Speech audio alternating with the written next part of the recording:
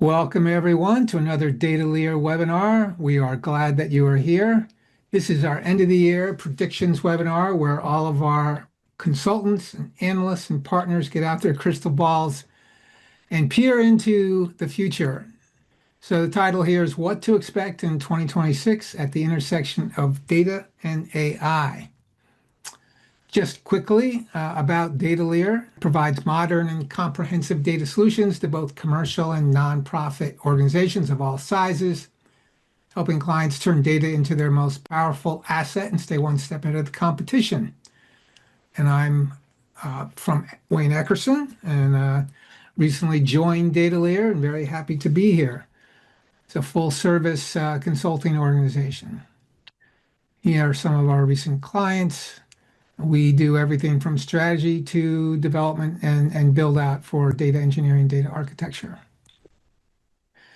We have a host of excellent speakers and industry gurus with us here today.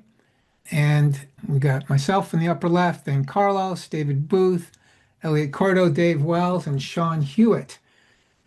And maybe you guys could take a minute to introduce yourselves for a second. Carlos, maybe you could say just a few words about yourself, and then we'll go to David.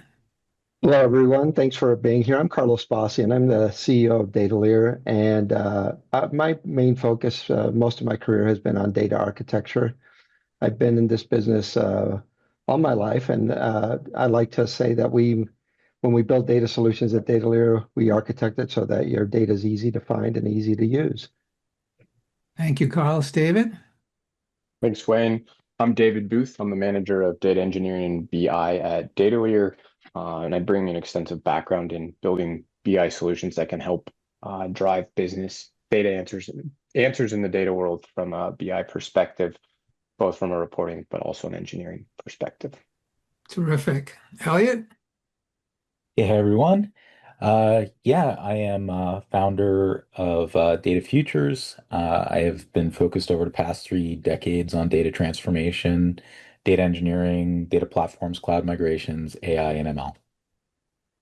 Perfect. Dave? Thank you, Wayne. I'm Dave Wells. I guess the best way to introduce myself is as a complete failure at retirement. I've been working with data for about 55 years now in a lot of different capacities and seen a lot of changes. It's a fascinating field that has kept me entertained for all of those 5 decades plus. So I find it difficult to stop doing it. So today I do some speaking, some teaching, some writing. I guess at this point in my career, my main interest is sharing the knowledge that I do have and learning from others. Terrific. And last but not least, Sean? Thanks, Wayne. So Sean Hewitt, Senior Data Governance Advisor with Datalere. Been doing data governance or deep into data governance for the last 10, 15 years, exploring all kinds of aspects from data quality to privacy, security, metadata, data literacy, all those wonderful things that need to be incorporated into these data and analytics projects to really drive success. So excited to have this conversation. So as you can see, we have an all-star cast, and we covered the spectrum of data and analytics disciplines with this group. So let us begin. Here are our predictions. Chatbots replace BI dashboards, data platforms consolidate, universal semantic layers start to take root, companies get serious about AI governance, data interoperability becomes the focus of data management, and AI will drive the convergence of data and software development. So let's start. David, you are up. What is your prediction here about chatbots replacing BI dashboards? Thanks, Wayne. Yeah, in 2026, I really see that dashboards start to become less of a relevant part of BI development. And we start spending more time building semantics or LLMs internally so that users can have self-service, but are able to answer those data questions in real times in that large language model. Why does a user need to have navigating filters or drill downs when they can simply ask something like, what were last quarter's sales, or can you build a chart that compares sales over time? So the shift not only is with the trends in generative AI, but also with the convenience. And I would say dashboards are becoming less of a central due to their just rigidity and maintenance, where generative AI enables that agile and conversational access. And then recently, I attended a TWI conference and they talked about maybe calling it generative BI, because it's really that combination of generative AI with BI. And people are seeing more investment in allowing both front-end users to analyze structured data in this perspective, but also spending more time to develop that. So I really think both the role of how users access data through something like an LLM will start driving. We've seen it hands-on. We have clients asking, well, I just want a chatbot to, or a chat to an LLM to solve my problems or answer my data questions instead of having to drive filters and drop downs on a dashboard. But you're also seeing further investment both on the development side of things from what they call semantic layers, and we'll talk much more about how the semantic layer is driving in these other predictions, but also how it just becomes an ease of access. So self-service has always been a top priority for a lot of organizations. Allowing something like an LLM to have that data self-service will really enable users in an organization from a data perspective and a BI perspective. So I think that's really my main projection for next year. Okay, so once we hear the prediction, then we're going to open up to the panel. And I'm going to start with this one, David, because this hits close to home for me, because I wrote a book on dashboards published in 2006. It was a pretty big hit. Published the second edition 2010. And I posited that, a dashboard had three layers, and the top layer was meant for, executive or managerial consumption, or anybody's consumption at a glance. You could just see how the organization is doing and then move on. Or if there was something that caught your attention, you could drill down. I have a hard time thinking that an agentic AI application is going to replace that. I know we all need self-service, but I'm just wondering if that might be going too far in one direction. Wayne, I think that is a really good point. And that static view might never go away, but someone may want to ask that question of a CEO may just ask their phone, hey, tell me what the important sales were, instead of having to open up that static dashboard, and really allowing those quick insights that can drive maybe what a CEO or an executive wants to see, but also that analysts may ask it why, and having the right semantic views and how you've kind of defined your data will allow those generative AIs and LLMs to really help drive those insights for you. That's a really good response. That says that what you're really talking about is not replacing dashboards, but complementing them and extending them and taking them to a new level. And we've had a habit in this industry for decades of declaring things of the past dead. Remember when the data warehouse was declared dead? Yeah. And it's still out there. Dashboards aren't dead, but we keep adding new capabilities on top. And I think that's really what you're saying, David. Yeah. Yeah, I agree. I think AI will really augment the dashboards. I think executives will always want a quality control, consistent view of the business, but being able to say, just ask a question, so why is this number going down? And having AI give them the supporting information. Oh, yeah, this division had significant changes in whatever, but the data storytelling aspect of it could be done by AI as well.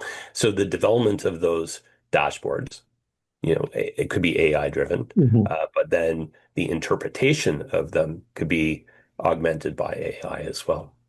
Yeah, I think that that's a really good point. Like in terms of the assistance in creating dashboards, like, I think LLMs tend to be successful, like kind of used as LLMs, but also when they create something deterministic, right? Like a dashboard, right? And we get used to that view, we harden it, we're ready to go. So it's just an efficiency and, kind of dashboard developer experience. But I think everything that's been said totally resonates. I think that as a culture, people are still going to want to see views that they are familiar with, they can trend and, Listen, we've all had like the C-suites who walk around with their stack of papers and rulers, and that culture is gonna take a while, right? But I think uh the powerful thing is like not creating like this flourish or like enumeration of dashboards, just to have different views, different experiences. Like that can all be replaced with interactivity and people just asking questions. Why? Or how would this look if we cut it this Yeah. way?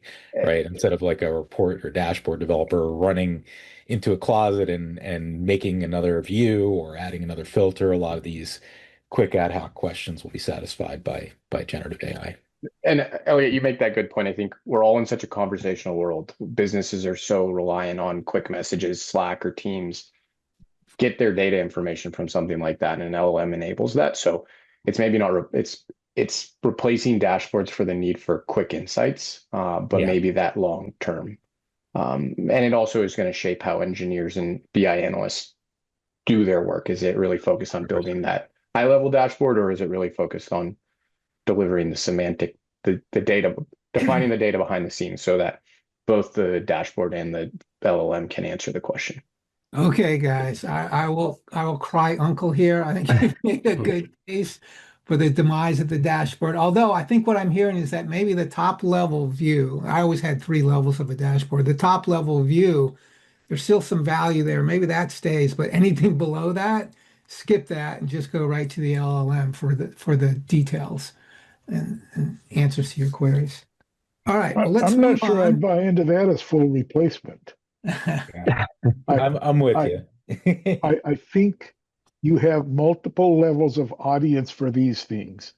And the simple fact that I'm not an executive doesn't mean that I don't still want to continue to have static, consistent view over time. So I think all three levels still play and are complemented by Yeah. AI. And it could be just as important below an executive, right? Because if you have ops teams using dashboards and Yeah. reports, Yeah. very often you want to give them a Right. consistent, trainable experience, and an LLM is the opposite of that. I Right? actually Yeah. think it's about enhancing the fact that everybody wants to see the data the way they need it, right? Which might be Yeah. different. Every individual executive. In the past, we try to make a one size fits all, and that's often been the flaw, right? Yeah. Even what David mentioned, or Dave Wells mentioned data warehousing. Sometimes the flaw was that we had a one size fits all solution, and now we understand that everybody needs data in their own way, and I think this is part of it. And they also want consistency and familiarity. Yeah. Yeah, and they don't want to recreate the wheel every day. Once they get it the way they want, I want it that way tomorrow and the next day, Yeah. right? But how do I get there without IT involved or without a lot of Yeah. effort? Yeah. Okay, well, that generated a lot of good discussion. But let's move on. Carlos, you're up now. You're thinking that data platforms consolidate in 2026. I think they've already been consolidating. So what's your theory here? Yeah, so this prediction is really nothing new, right? I mean, it's like whatever's old happens again, I guess, right? But if you go back throughout history, and you know, Dave mentioned he's been around a long time. I've been around a long time. I've been working since the mid '80s, and we over time we see this happen. You're able to purchase a system that does one thing and it does it really well, and ultimately features and products and other things get added onto it. And in the end, you have a choice. You can become the type of company or the type of organization that uses a single platform, and whatever you do otherwise comes out of that platform. We're seeing that, for example, with Snowflake, with Databricks, with Fabric. If I want to develop a lot of what we just talked about, whether it's BI, AI augmented BI, if I want to develop AI agents, that sort of thing, the vendors of those products are putting all that inside the product. Now, can you go outside the product and also do that? You can. So you're going to have those choices, similar to what happened with database platforms. You go back to the server era when servers first became the way to host a database. Oracle, SQL Server, and products like that ended up being SQL engines to begin with, and only SQL engines. And in the long run, they added cubes, they added reporting, they added ETL, master data, data quality. And so you had a choice. You could say, I'm going to use SQL Server's data quality services, or I'm going to buy third-party data quality services. So you're seeing that with Snowflake, you're seeing that with Databricks, you're seeing that with Fabric, and I think you're going to have those choices to make for a lot of companies that are in that mid-size. They're the mid-size type of organization. It's going to make a lot of sense for them. The big companies buy everything, and they might get the best of breed of all the products and tools. But if you're a mid-sized company, you can go with a product like Databricks and maybe do all of your AI development, your agent development, your SQL development, and anything along those lines, right there. And of course, in the database world, it makes a lot of sense because, well, that's where my data is, right? So if my data is there, anything that's data intensive already is a smaller lift or easier to process because I have the data. And what's different from the previous era where this happened is that when I had Oracle or I had SQL Server, it wasn't necessarily the case that all my data is there. But now if I have Databricks or I have Snowflake, my data could all be there and maybe likely is all there. And maybe even more than my data is there because now I have data sharing and data marketplaces and other things that give me the ability to, in a single platform, in a single location, to access everything I ever need to access to build a great AI tool or great AI agents or to do machine learning. So I think because of that, and because we've moved our clients and people have moved in that direction to build these data lake houses that have everything you ever want in those data lake houses, doing a lot of the processing in those engines will make a lot of sense for people. So I think we're going to see more and more of that, more features in those tools, and a lot of people will be doing their development there. And of course, always with the option of saying, I'm going to go out and I'm going to go get TensorFlow from Google because that's better than what Snowflake is offering. But you also will have the choice of staying within the tool, within the platform. Yeah. That's so yeah, that totally resonates. I'll use the term that the marketing of some of these data folks use, which is this concept of data cloud, right? And when they first started throwing that word around, I was kind of struggling for what the concept was. Like, how is this different than you're hosting my data on the cloud and you provide some data services? But as you kind of mentioned, it's becoming like cloud-like in terms of the features that they offer. Like, heck, they have container services and serverless compute and even like the ability to build UX, not even to mention the kind of what I'd call simplified AI stack. So like I think that, what I'm seeing for sure is that a lot of people are betting big and kind of starting to use these features despite my skepticism, because I'm a best of breed sort of guy, like really like taking advantage of like the data cloud, all the services which are available to you in Snowflake, and you don't have to shop around and it's easy to use, and you probably have sufficiently privileged access to utilize those tools versus speaking to SRE teams, right? So Yeah. yeah, it's definitely true. Definitely see it in Databricks and Snowflake for sure, and even within pockets within the hyperscalers like Azure. So yeah, for sure. I totally resonates. So isn't there So one big difference that in the old days, the whole strategy behind the vendors in that consolidation was to lock you in? But now, as you say, with the cloud concept and the interoperability, Iceberg, things like that, there's not as much lock-in. Is that true? Fair statement?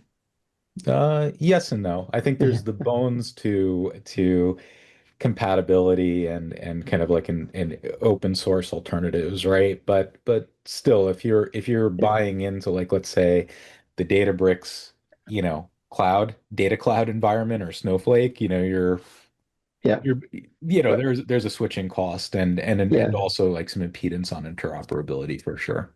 And again, going back to the old days, remember that, or maybe you don't remember, but when SQL was new, it was a standard, right? That was the reason for going with the SQL language as your database access engine was that you could switch, right? If I took all my code and ran it somewhere else, it would work if they followed the standard, which originally that was the case. Of course, We didn't, there was a lot of griping about not adhering to the standard over the years, and we got to where we got to. Yeah. But there is always something to lock you in, right? Maybe the data storage engine or the data storage mechanism is the protocol is similar across vendors, but a lot of other stuff makes it difficult to change. The one I'd hope to see this consolidation resolve, and I'm not sure it's going to, is this fragmented mess we've made of metadata. We seem to have improved quite a lot in how we manage data, but forgotten that metadata is data, and we need to bring the same management practices to it. And we've got, no organization has one data catalog now. They have 3, 4, 5, 6. We got metadata scattered everywhere. We can't find the lineage metadata. So if this consolidation is really going to make a big difference, it's going to have to do some kind of metadata interoperability too. And Dave, I think what I'm saying is I'm not saying it's better necessarily the consolidation, but it's bound to happen again because that's where all your data lives now, and it makes sense to do a lot of the processing, close to the data, right? Is maybe the best way to say it. I think it does cause a lot of other problems, actually, right? Like you're saying, and probably doesn't fix a lot. It doesn't fix a lot. I think it's a lot of it is convenience, right? I have this LLM in Snowflake that I can just use. I have an LLM over here that gives me a 0.3% better result. Do I go there and use it? That's a use case that sometimes is good, works, and sometimes it doesn't. Right? But, no, it makes sense. I'm sort of hopeful that this will maybe begin to make some strides toward better metadata management. Yeah, hopeful, but not necessarily optimistic. Well, I think when organizations start realizing they're accepting that metadata is the linchpin of AI projects, then there will be a push to manage metadata more efficiently and synchronize metadata across various systems. But until that point, it's going to inhibit AI projects significantly. So that's probably a good segue to our next prediction. But first, before we go there, some comments from our audience. Paul says, lock in is software with Snowflake and Databricks. You can leave, but you are leaving an environment where you can actually get stuff done. He also said on the BI dashboards conversation, really useful, interesting conversation on dashboards. Humans are still better than AI at context. New well-designed dashboards help execs ask questions. AI and agentic AI can help answer them. So good. Thanks. Keep those comments coming, gang, out there in the audience. And now we're going to move to the segue, which is the universal semantic layers start to take root. Well, that was my prediction. And we had a kind of a vigorous discussion on this before we even started the webinar. So I'm not going to say too much other than that there's this desire among some elements of the development community to kind of consolidate or unify semantic layers across all the layers of the stack. We used to have a semantic layer in BI tools. And then we had multiple BI tools with their own semantic layers, and that became a problem. And then we put semantic layers in the transformation layer, in the database, in the models, and the views.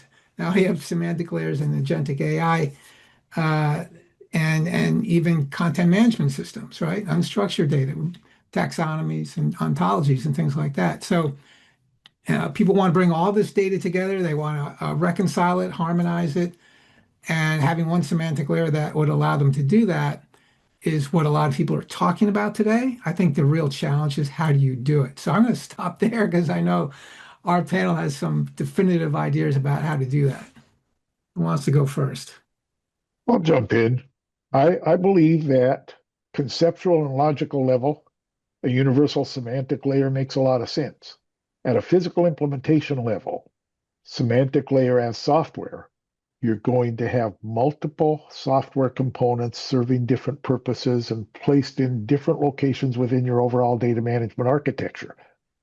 I may need a semantic layer whose purpose is to let two different ERP systems talk to one another in a sensible way. I may need a semantic layer that resolves the disparities and the disconnects between all of the various software as a service applications that are now the bulk of my operational applications. So we tend, if we're thinking carefully about data management architecture, we tend to insert lower level semantic layers or pieces of that overall universal semantic layer at different points in the architecture. So the semantic layer architecturally and as implemented is not a monolith.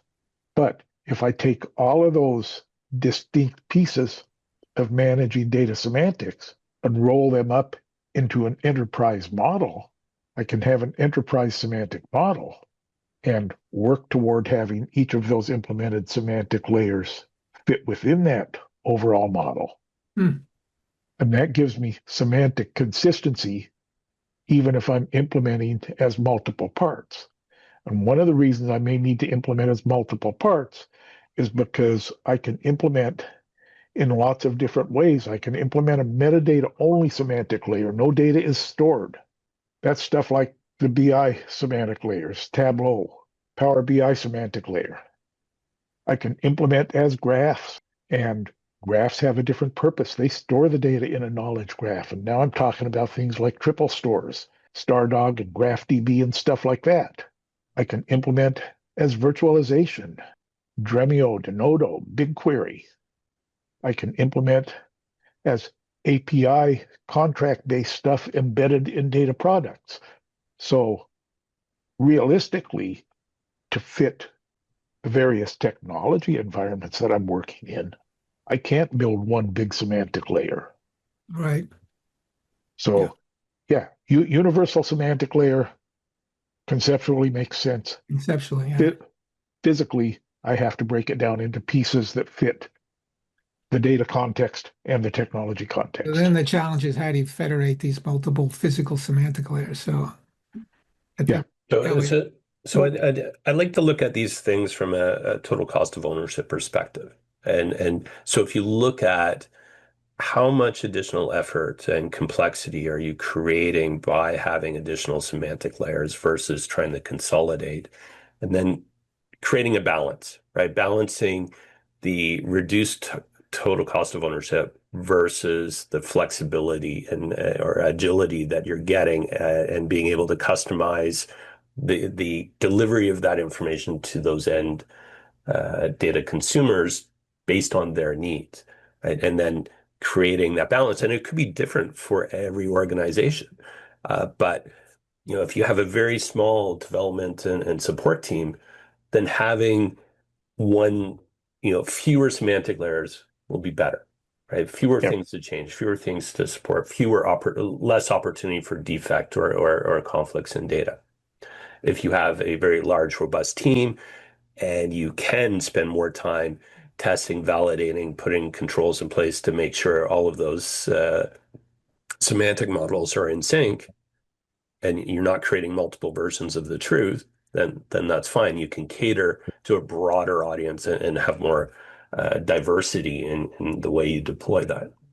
That's how I think of those things when the topic comes up. That's well said. Well said. You got to find the right balance, and resources is a piece of it.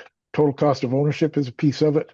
Technical debt is also a piece of it. Yeah, and I also think that in general, where we have to be really careful is when we use terms like universal or enterprise, and rightly so, an executive is going to think this is going to take a long time and it's going to be really expensive, right?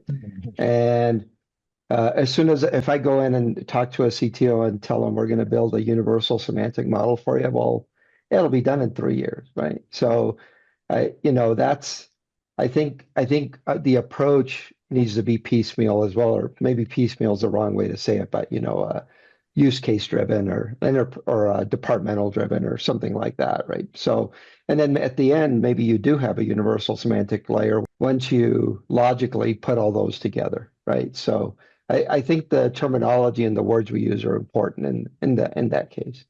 Yeah, for sure. It's the what I always preach, which is kind of the think big but build small, right? Yeah.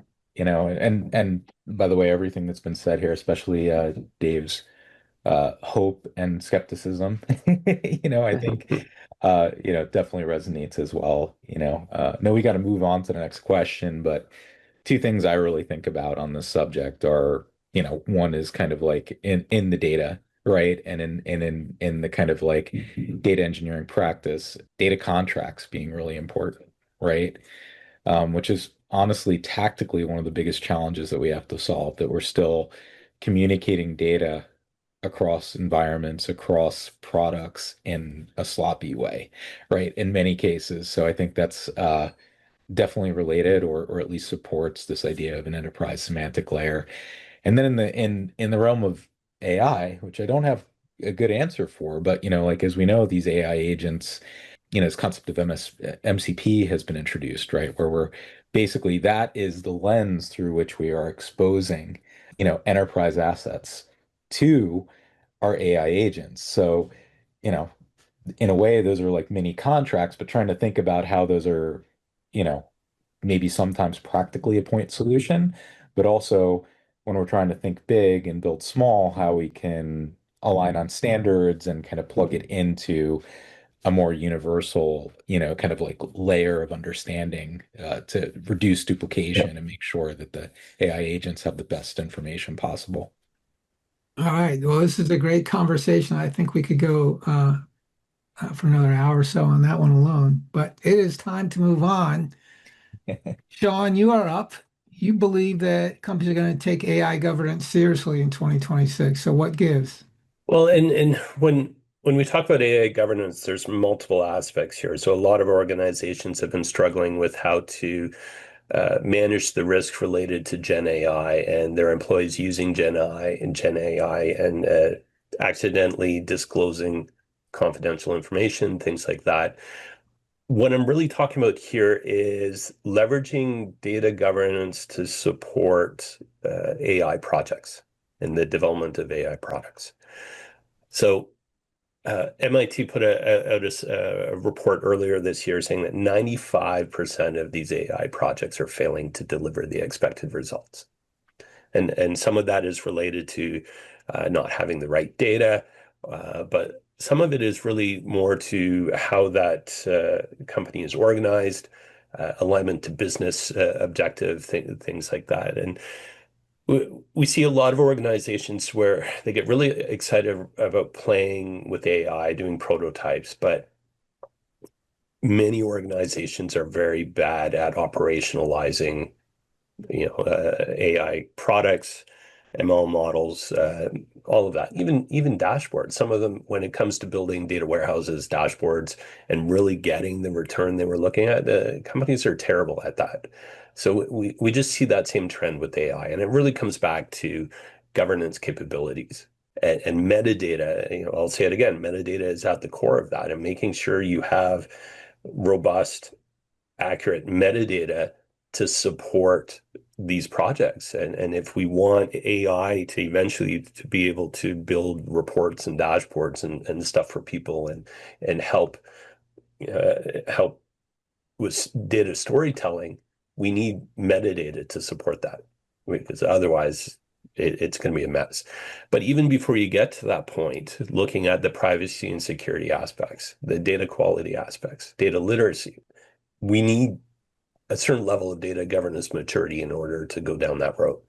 So organizations that have high aspirations of putting out AI products, who have not established a data governance framework and start increasing their maturity, are going to fail. It's inevitable. Um, so they need to start putting some effort into identifying what their AI strategy is and what are the data governance and overall data management, data quality management, metadata management, all of those aspects. What are the dependencies before they can even start executing those AI strategies? And there was a question related to metadata from Mike in the queue as well, around, do we promote any specific metadata standard? And at this point, no. I have not come across a metadata standard that is robust enough to really be highly valuable Right. in a data and analytics space. What I usually do is start with the Dublin core and identify a small set of metadata attributes that are universal across all different types of data, and then look at each data domain or information domain, and then define what the metadata you need within that domain to support your business objectives.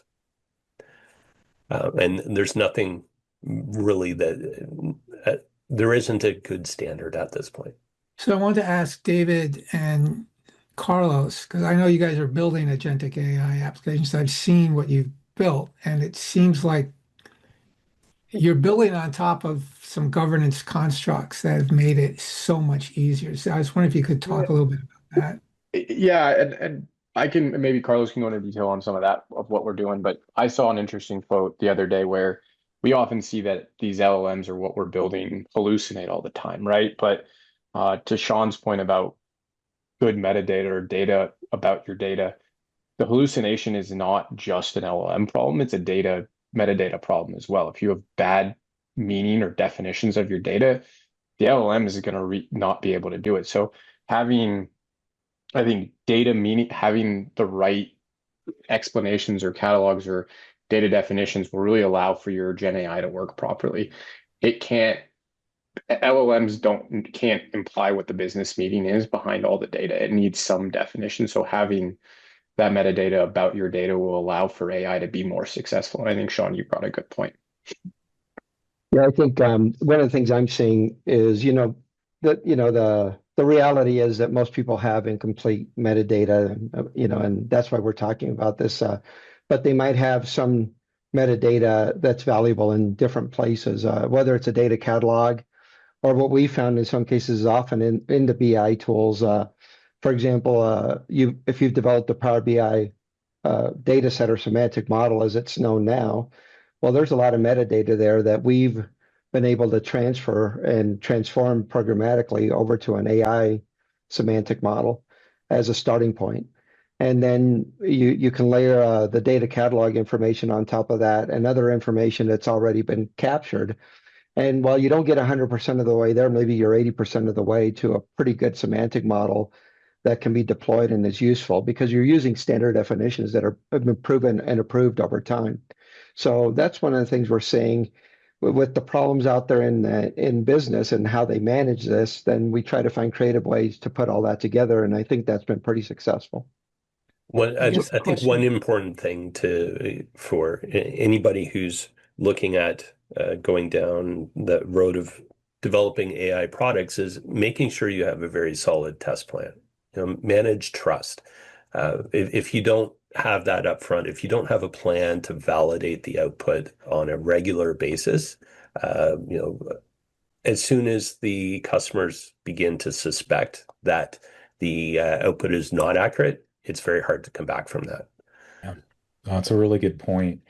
And there are it's still early days, right? And the tooling starting to evolve, but Langfuse has some solutions to this, and there's starting to be an answer to this because people are starting to think about like AI ops and like what happens when we release a new version and how do we monitor the model over time to make sure that it's answering, the questions that this business asks correctly, right? Or performing the back-end operations that are required. So, yeah, for sure. Trust is a big issue. The other thing I'll just highlight is, and this is a sticky one is security, right? So I think a lot of coaching of organizations these days in terms of like just the eagerness to make, have AI agents have access to all of the data that their organization has to offer. And obviously that enthusiasm needs to be met with controls and of course technologies to make sure that these things are isolated, that they are, if you've got an unprivileged user talking to a highly privileged AI who's also relying on another AI, like how does that all work to make sure that organizational IP and secrets and PII and all these things are properly protected and secured, right? So it's big area of focus. That Well, probably good segue to Dave. I know you're about to say something, Dave. yeah, I want to toss a question to Sean before Okay. moving on. And this goes back to, I guess it was somewhere between 2 and 3 months ago. I had a kind of an extended conversation with Evan Levy. The question is AI governance relative to data governance. Mm. Are they separate, independent things? Are they overlapping? Or is AI governance a subset of data governance? And the way I look at it is AI or data governance, ultimately is the same for AI. It's just a different topic, a different set of risks, a different set of challenges. But when it comes down to the decision making you're doing, it's the same, right? So I don't see any value of having a separate organization for AI governance or a separate process. It's just another topic for consideration by the people that you're putting in place to make decisions related to risk tolerance, ethics, things like that, and then driving setting out directives that need to be followed by the rest of the organization. So if it's directives related to core values and how that translates to data ethics and ethical AI, it's no different than using ethics for other forms of data analysis. Okay, that's interesting because it's almost 180 degrees out from the position Evan had. And some of the reason I believe maybe they're overlapping, and depending on the organization, the percentage of overlap Mhm. is going to make a difference. But anyway, I don't know that any of us know the right answer to that, and I think it's going to sort itself out over time. And I think your prediction is right on target that we have to start paying attention to this now. Yeah. Yeah, Well, and just one more comment on that. So if you're talking about AI governance in terms of standardizing the approaches, the methods used to build AI and to manage AI, yeah, that's really not a data governance thing. So that's a different right, aspect of AI governance. It's similar to data architecture, right? So you can right, there are inputs that data governance has to data architecture and BI and things. So right. data governance would inform or provide directions to AI governance, from a more of a tactical AI governance perspective. So if you look at it that way, it is more of an overlap than a data governance kind of doing the whole thing. Okay, more good perspective. Thank you. I still am not sure we know the answer to this yet, but we'll Yeah. get there. Okay, so Dave, we're going to move on. We got 15 minutes left here, so we don't want to shortchange you guys. We're willing to go a little bit longer. That's fine. But Dave, your predictions based on a book you wrote recently, published, so much for retirement, as you said, on data Yeah. interoperability. So your prediction is data interoperability becomes the focus for data management. So tell us more. Okay, so the idea here is that for many, many years, we have tried to reconcile differences between data using data integration. And when we use data integration as the approach, what we've tended to do is create a one-size-fits-all schema and make copies of data, force fitting it into that schema. And when that doesn't quite fit, then we make copies of the copies and copies of copies of copies. And this is the way we've approached data integration for data warehousing, for operational data stores, and for the integrated components of data lakes. And then in the operational world, we've done very little integration. We have lots and lots of point-to-point data feeds between systems until that becomes a convoluted spaghetti mess. And we need to do more and more and more of this as our operational world has migrated from something that was largely cohesive, either because we built applications internally or because we implemented ERP systems. Now we've got these collections of SaaS applications that we're trying to interconnect, so we do it with point-to-point data feeds. Okay. This is not scalable. It's not sustainable. It brings with it a high level of technical debt. An alternative is data interoperability. Data interoperability says that we use data semantics as a translating mechanism so that we can, with each application, each database, let it operate with its local dialect, map that to that enterprise semantic model, which doesn't have to be physically implemented as an enterprise semantic layer, but map it to enterprise semantics so each application can speak their own language, but when they need to talk to one another, they talk to one another through that common semantic language. Okay, and implementing this, of course, you're back to multiple semantic implementations with the 4 different patterns that I described earlier. So what we have is with data integration, data equivalence is prescribed by a target schema. With data interoperability, data equivalence is described by the semantic model. With data integration, translation is built into ETL processing. With interoperability, translations happen through semantics, and local translation can happen with each application domain. With integration, we have lots of copies, and we have concerns about data lineage. With interoperability, we minimize copies, and we simplify data sharing if we build good semantic implementations.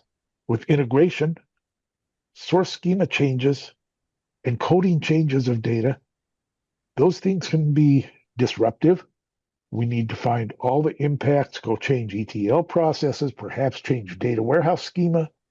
With interoperability, those changes are localized to the applications. If they're bigger than local to the applications, we resolve it in the semantic layer. So I'm not suggesting, because I'm not inclined to declare things dead, I'm not suggesting that integration is dead. I'm suggesting that we need to spend more time thinking about interoperability as a complement to integration and get the 2 of them working together. Sometimes we need integrated historical data. Sometimes we need applications to be able to talk to one another in real time. And integration and interoperability can work together in this way. And the architecture work that I do, some teaching, some consulting in data management architecture, I'm seeing more and more interest in interoperability, and that interest in interoperability needs to be underpinned by interest in an understanding of how we handle data semantics. So that's my story, and I'm sticking to it. We have a lot of architects on the panel, so I'm sure they want to chime in. I do agree. I think that there's a careful balance between integration and interoperability. Like that's the reality, and I think that's the right way to think about it. I think like assuming that, ultra consolidation integration of applications into a single thing is often difficult, doomed for failure, and I think it doesn't necessarily solve all problems. One thing that you did say, which just immediately made me think was this broken ETL process problem, right? Which Yeah. is still a problem. It's still in the real Yeah. world, but I think that is one that like we're starting to evolve out of, right? Where we're kind of changing data ownership models. We are establishing data contracts between systems, starting to like act like grown-ups. And this is gonna be more about like my point, but yeah, it's all related, right? Where I think we're starting to think more maturely about the way that we interact with the data that's in various systems and the trade-offs between integration and interoperability. Right. Yeah. And I also kind of, this is coming more maybe because of my engineering background, not the architect mindset, but when you do this, what does it look like and how will you use it? And I think we talk a lot about, for example, we've talked about semantic models here, and often semantic models were a logical thing. And I think what people should consider is that in the future, maybe in the near future, they will query semantic models, not database tables, right? And when you think about it that way, think about the difference in now how I build things, right? And I think that goes to what Dave's saying is that from an engineering point of view, that may be what's exposed to people to actually query or to report on. Right? Yeah, I think it would definitely solve a lot of problems that I'm facing with a lot of the projects I'm on now. And when I think about the number of organizations that are trying to create a customer 360, product 360, employee 360, having kind of those semantic layers or the data operability between all of the systems would really make that a lot easier. I definitely like that idea, and less components moving data around, less data duplication, better use of resources makes a lot of sense. But like everything, there has to be a balance. There will be times where we Yeah. have to move data for one reason or another, but from a best practice perspective, I'm always in favor of moving less data and creating fewer duplicate copies. And my idea is that each time we're faced with the need to connect data in this way, we stop and ask the question, is integration or interoperability the better Mhm. solution? And what we do right now is sort of reflex response is integration, make a copy. And my hope is with my book, with my speaking, with my consulting, we break down that reflex behavior and just ask the intelligent question. Perfect. Well, All right. and my philosophy is every time you duplicate a data set, that's one more data set you have to quality manage. So Yeah. less duplication Yeah. is better. It's Yeah. more work for you though, Sean, as a It's data not the work I governance like. person. All right, so we're going to come to our last prediction. Elliot, your last but not least, your prediction is AI will drive the convergence of data and software development. So what do you mean by that? Yeah, so first off, I'm impressed we got to me. It's been such an amazing discussion so far.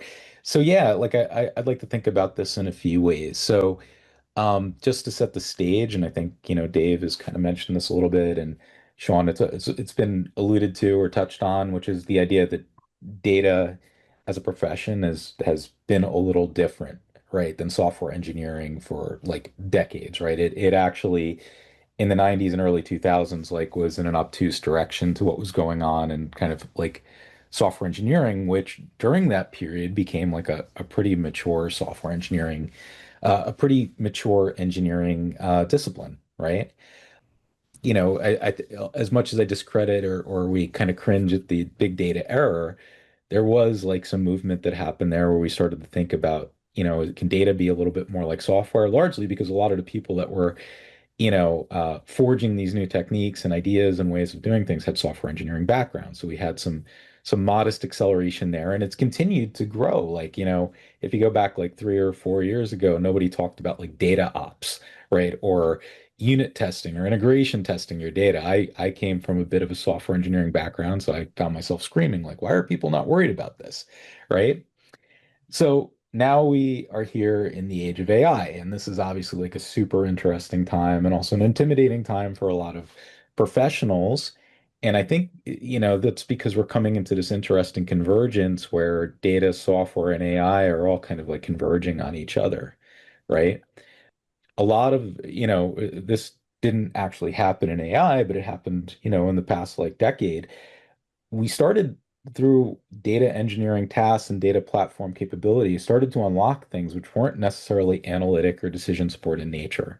Think about recommendation engines, customers 360s, personalization, next best action, kind of like CRM integrations, all these things, right, started to appear, non-analytic in nature and almost, having like real service level requirements, both in terms of poor performance, uptime, availability, reliability, right? And now we're back in it again. We've stepped up again because a lot of these AI applications, although we talked about some decision support applications, such as the BI use case, a lot of the interesting use cases being done in AI are in the heart of critical business matters, right? Business processes, key business flows, right?